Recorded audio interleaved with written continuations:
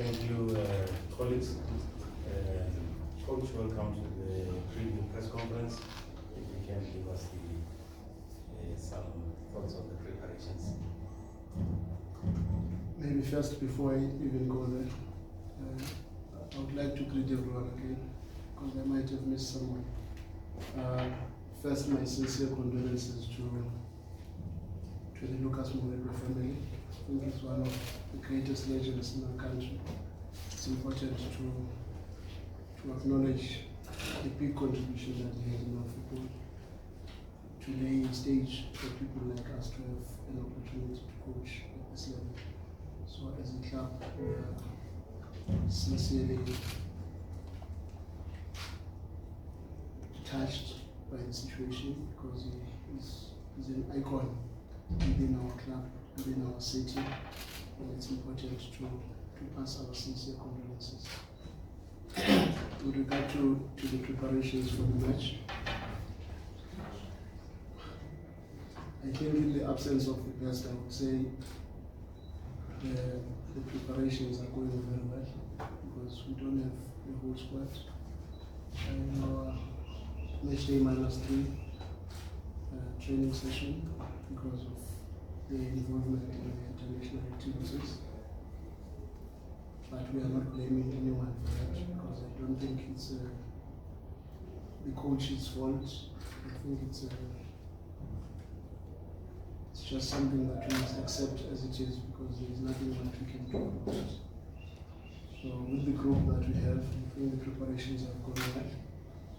The players look eager and interested to take part in this important match, and I think everything is going according to plan. Thank you. Can you, coach, will take questions from the floor, please, and we'll have to introduce ourselves. Can you take us?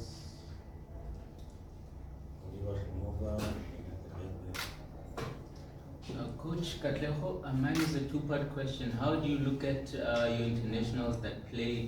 Are you happy that they've got legs minutes in the legs, or would you have maybe liked for them to be rested a bit more? Because I saw Peter started on the bench yesterday. Divine started for Zimbabwe. So how do you look at that situation? It's just an unfortunate situation, to be honest, because I wouldn't want to blame their coaches and national teams, because believe you me, if I was a national team coach, I would have used my best players yesterday.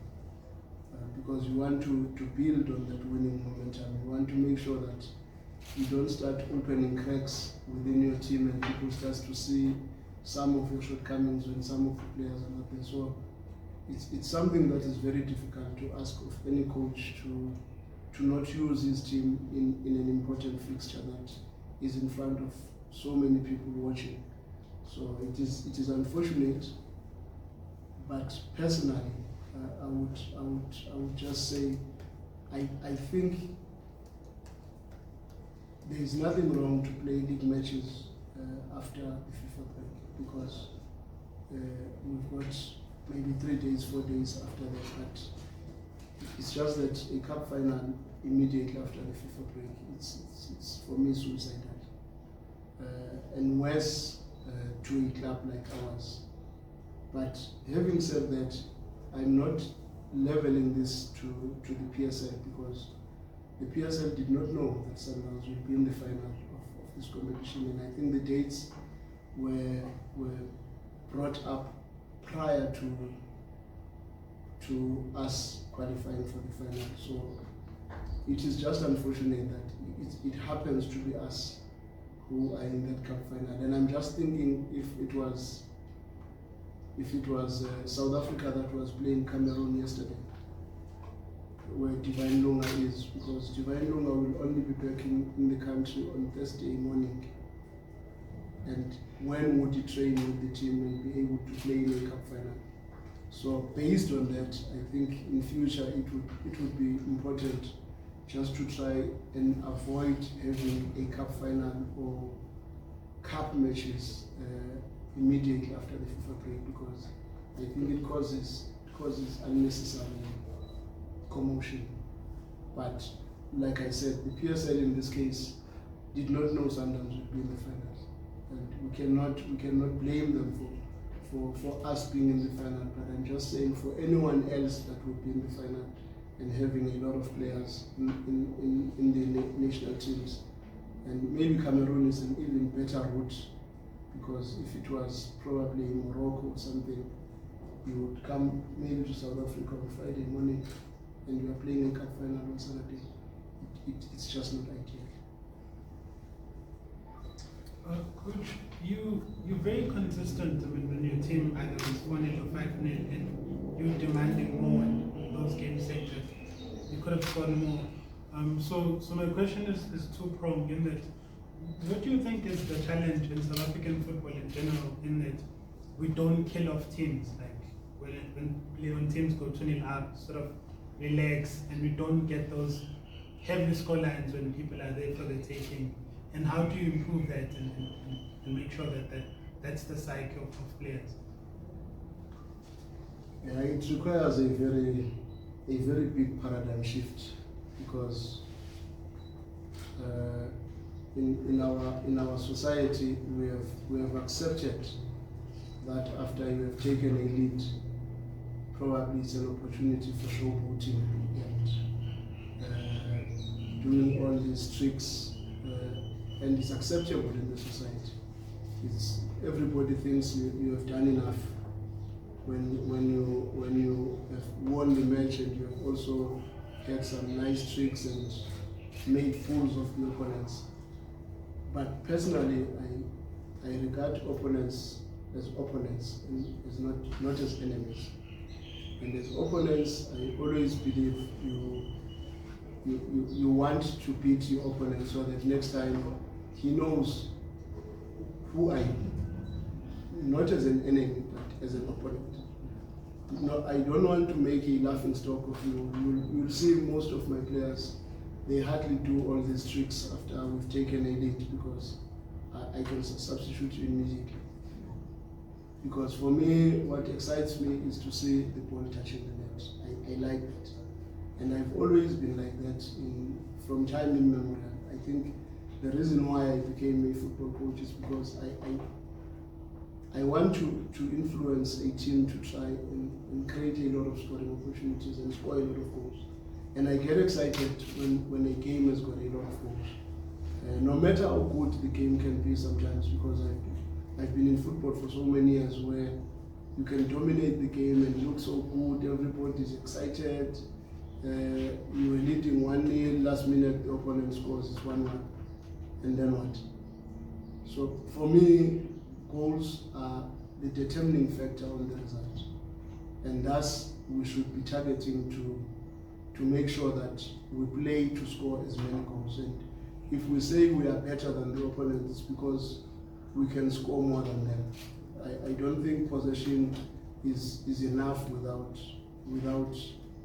creating a lot of scoring opportunities, because when you look at that possession, sometimes it's in all the wrong areas. You had so much possession because the opponents were sitting deep and you were playing in front of them and enjoying all the time, having as many passes in front of them.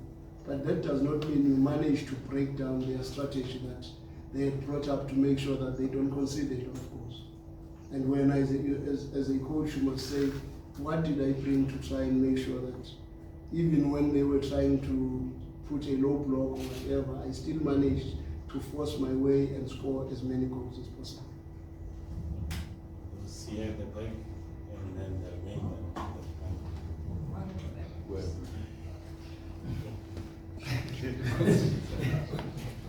Coach, from Sofaladuma. Have you been able to receive an update on Vala? He picked up a knock, if I'm not mistaken, in the national team. And I just wanted to get your thoughts as well on the national team qualifying for AFCON, an unbeaten campaign and getting good results. Yeah, we did get feedback on Motobi. Just an injury in the hand. It's not something that can take him out from playing in the final. And as for the national team qualifying for AFCON again, in such a very pleasing manner. I think I'm very excited, and any South African that would not be excited with what is happening with the national team now, there would be something wrong with that person. Because at the moment, I think we've reached a stage where we can be confident and brag about our national team, because they are really giving the nation exactly what the nation would have required from them. They are scoring goals, they are winning matches convincingly, and personally, I think I'm very excited with what the national team is doing and with what Coach Hugo Bruce has also done, because I think he has faced a lot of criticism in the past when people did not understand what he was trying to do. But I think he has proven so many people wrong. And sometimes in life you must accept that it's God's way. You know, sometimes God, when he wants to put you in the podium, he does not want you to be at the podium and there is no spectators. But sometimes when you face all these trials and tribulations and people doubting the capacity of Hugo Bruce, and when he does what he does, now everybody becomes the audience. And we must applaud the work that he has done with the team, because he's come from a position where not many people thought he would do so much. And it's exciting. We'll take Ronwen. After that, we'll take the last 4 questions. Ronwen. Coach, you guys here at Sundowns have something called the Pitchside Podcast. I listened to it a few weeks ago, and Deco and Flompo were of the opinion that Sundowns in recent times possess the fear factor, where oftentimes matches would be won even before they step onto the field because of how well they were doing. And then what came out of there was that they don't feel this current Sundowns has that same fear factor. Now, in light of Saturday's game, I want to ask you, do you think that your team still has that fear factor where you instill so much fear in teams even before you've stepped onto the field?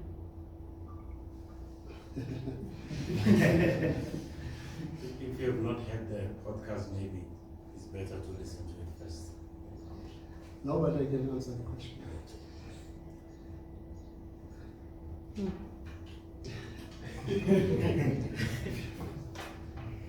I personally, I would not want to be feared before the fight. Personally, that's how I am, because you know, when you are fighting a coward and is already scared of you, he will give you the biggest left hook you've never seen, because he does not want a comeback, because he's scared of you. But when people don't fear you, I think it's better for me, because it means they will not pull all stops to try and make sure that they stop you. But if you are not scared of a team that is capable of scoring 11 goals in 3 matches, then there's something wrong. So we'll take Pasha as the last 4 minutes. 1, 2, 3, 4 is coach. 6. The last hands that are up is the last hands we need to wrap up. And you can go ahead, Pasha. No, still have Pasha, Mudiba, then yourself, David, Mshengu. Yes. Thank you. You can go ahead, Pasha. Thank you, Karabo Pasha, freelancer. Coach, I think you're one of the few coaches in South African football over the last couple of months, maybe years as well, that you operated a high tactical vanguard as well. For you personally, coach, what keeps you going? What makes you, because I saw your video yesterday, enjoying yourself, possibly coming to training, but what keeps you going? Why do you want to get better each and every day? And I think another factor is that, you know, you have this demeanor of wanting and demanding more from your players. What exactly is it that keeps you going, wanting to get better for yourself, for the players as well?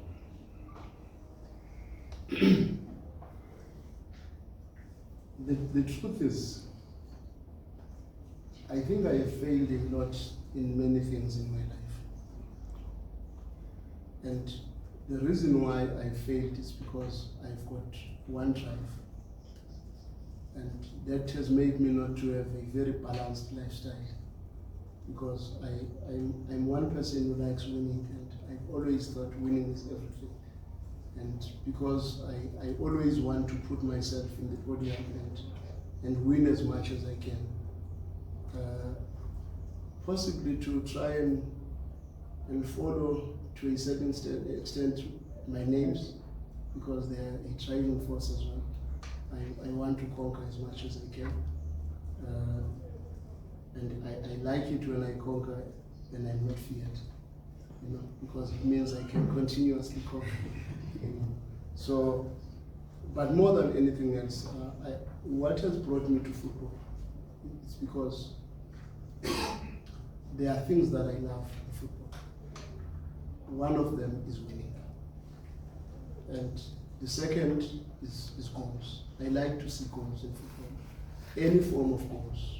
Be it it's a counter-attack, it's a set piece, it's a transition, I just like to see goals. And even as a young boy, when I go to the stadium, when people say, hey, it was a very good match, but it was 0-0, I was always on the other side, because I went to a match to see someone winning and to see goals. And I think that is always something that I've always had. And I like part of it, because I don't think I come out as a person that is arrogant, but I try the best I can to do what I can do with what I have.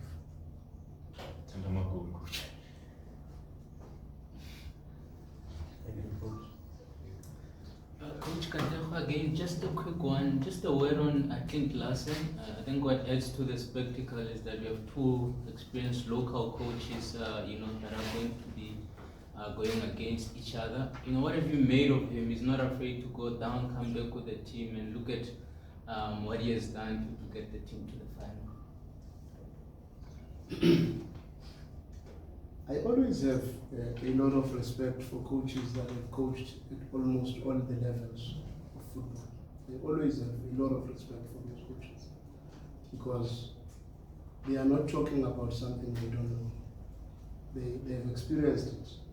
There are a lot of people that have got so much to say in football, but they are so limited because they have not really experienced practically to coach in environments that may not have anything to support you, but you're still expected to bring the results.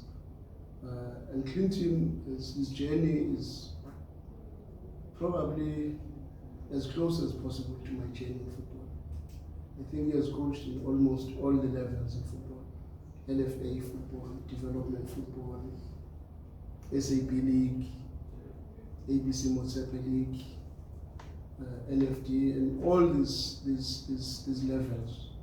And when he talks, I think I always listen, because I know it's coming from not just knowledge, but wisdom. So I have a lot of respect for that. And I'm going to this match with a coach that I know he's not sitting in his laurels. He's trying to find the best possible solutions to deal with what everybody thinks is a favorite. And he's always done very well.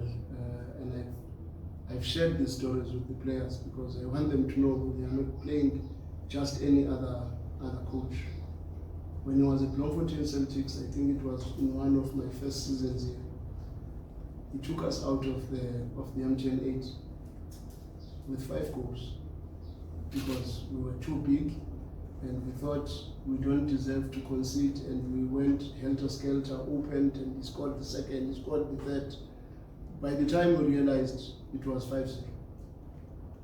And it's the same coach that has won this trophy, though it was called Telkom at that time, against Sundowns, with a Celtics team of John Mokhorosi and those guys. And we know the type of a coach we're playing against. And for me, these are usually the most difficult matches.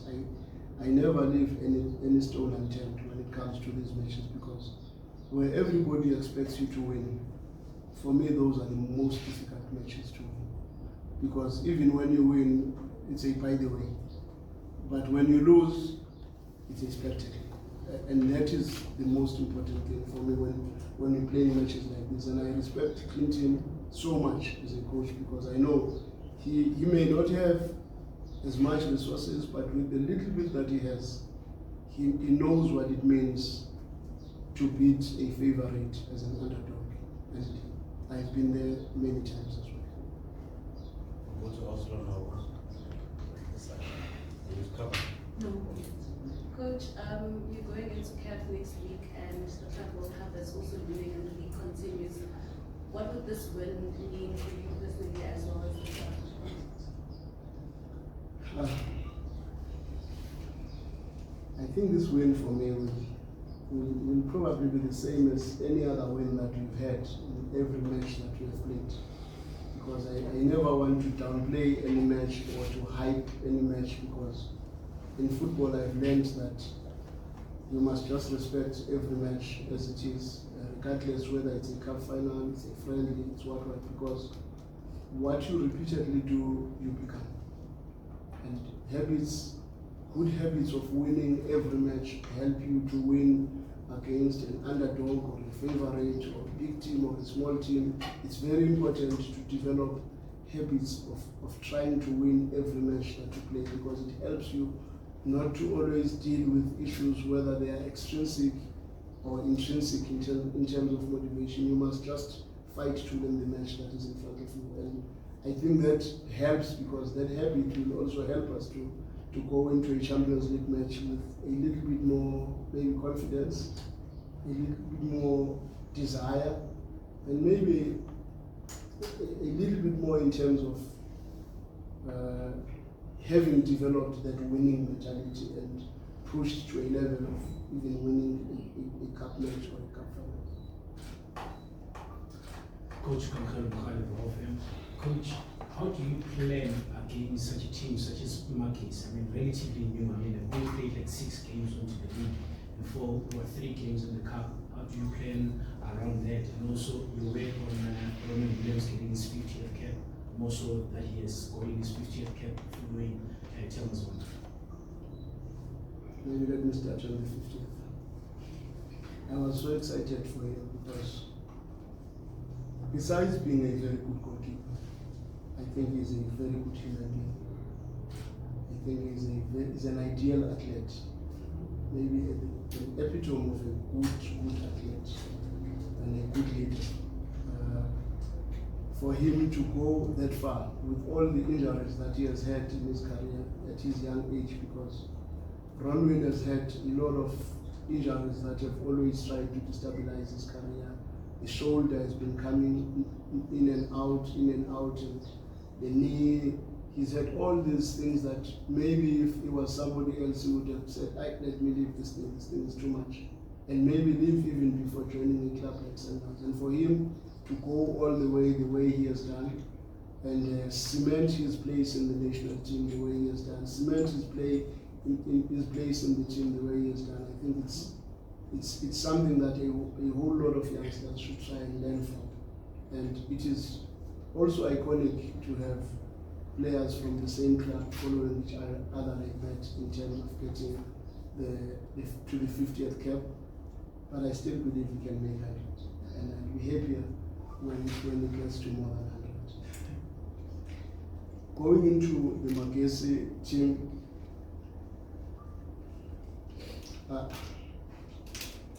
because I respect every opponent, and I'm always scared of the opponents that are not favored. I'm always scared of them because they always pull surprises. So I try to dig as deep as I can and look at each and every individual. I know their team probably more than I know my team sometimes.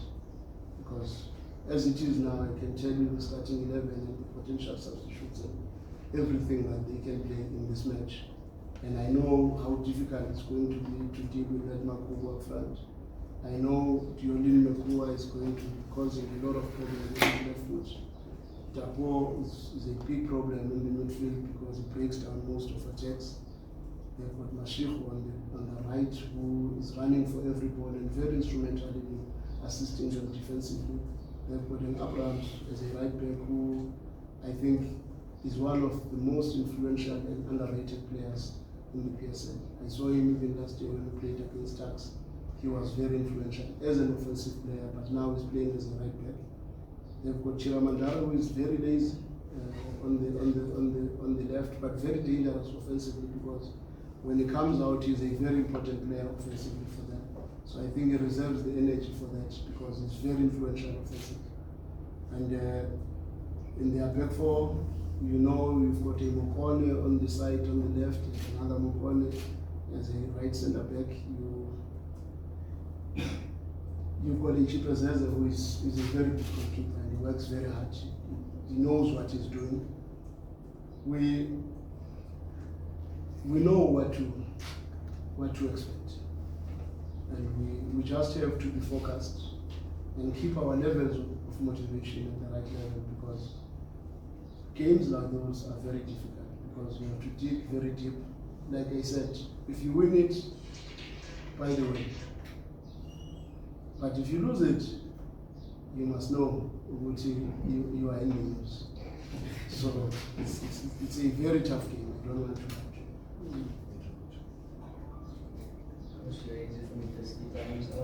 with your new system that you play, you obviously create more chances, more boxing things, but you also obviously concede more chances. Are you wary that, for example, Magesi scored with 3 shots, 3 goals against Orlando Pirates? Are you wary of that going into this game? Maybe not be more cautious, but tweak a little things, because you saw how clinical they can be, and that was at Orlando State. You just have to respect your opponent. And in football, you always have your short window targets. If you want to score more goals, something has to give. But it would be nice to watch a game where the other team scores 7, the other one scores 6. You know, but if you know you can score 7 and win it, it's always better. But still, be that as it may, we know our rest defense has to be on point. We know our counter pressures should be on point, and we know our transition threats that we must always be worried about.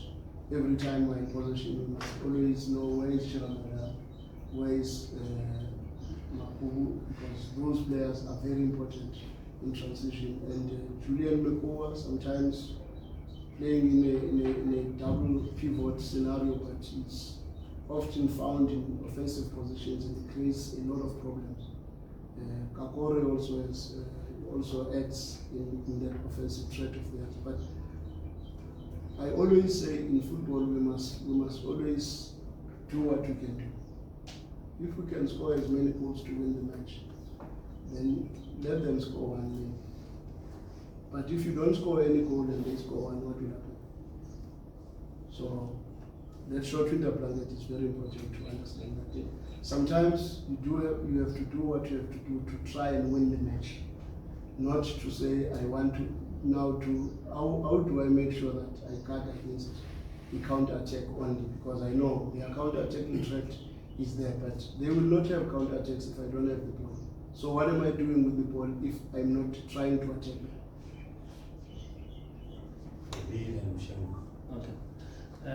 Coach, just looking at this game and also Magesi as well, I think the last time we had a rookie that went all the way to the final was Silver Stars, the days of the Coca-Cola Cup.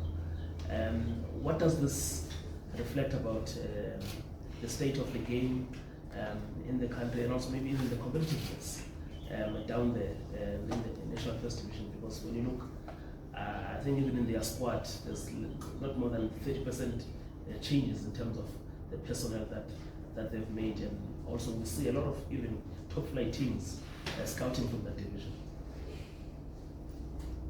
It says we must be worried about our football, because the gap between the NFD and the PSL is very small. Sometimes the gap between the ABC Motsepe League and the PSL can be very small. I've seen a lot of games, and I've seen sometimes I even say a lot of players in South Africa are overrated, because when you look at them very closely, let me just give you a Magesi for an example. You look at that squad. It was their NFD squad. Yes, it has got a Mzava who has played in the PSL. It has got Julian Mekua who has played in the PSL. It has got a Tapu who has played in the PSL. It has got Manqoba who has played in the PSL. And Shiramandaro who has played in the PSL. And Chipazeze who has played in the PSL. But it's the team that they had in the NFT, like you're saying. And that is a very strong team.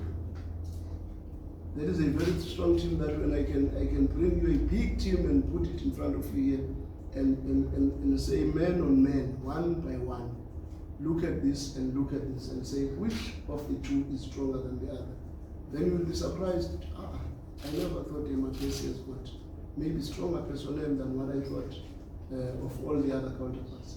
So the reality in South African football is that we are not too worried about what happens technically. We are too concerned about everything else that is happening outside the pitch, and that is why we are not even bothered with the development of youngsters. And the teams that are working very hard on their developments, they are really showing their strength in the PSL, probably without much budgets. If you look at teams like Stellenbosch, they have been able to hold their own in the PSL without spending so much. You look at Cape Town City, they've done the same. How many players have they sold in the process? And you look at all these teams and you say, then what is the difference between smaller and bigger teams in the PSL? Probably we should try and invest a little bit more on our coaching, on our coaches, and maybe employing more people that can add value technically in the game. There are many teams that have got, maybe the administration staff is 3 times more than the technical staff. But it's a football game, we are football clubs.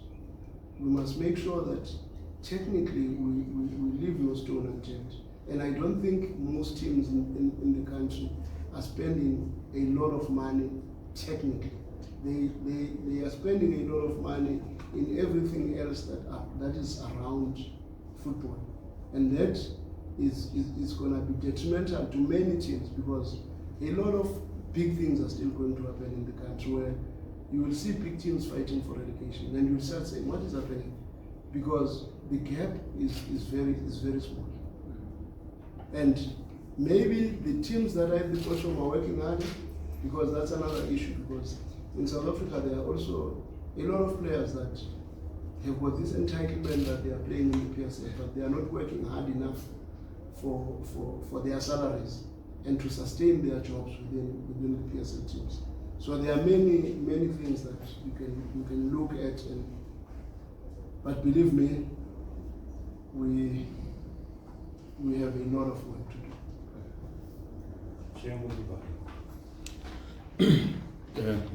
Good question.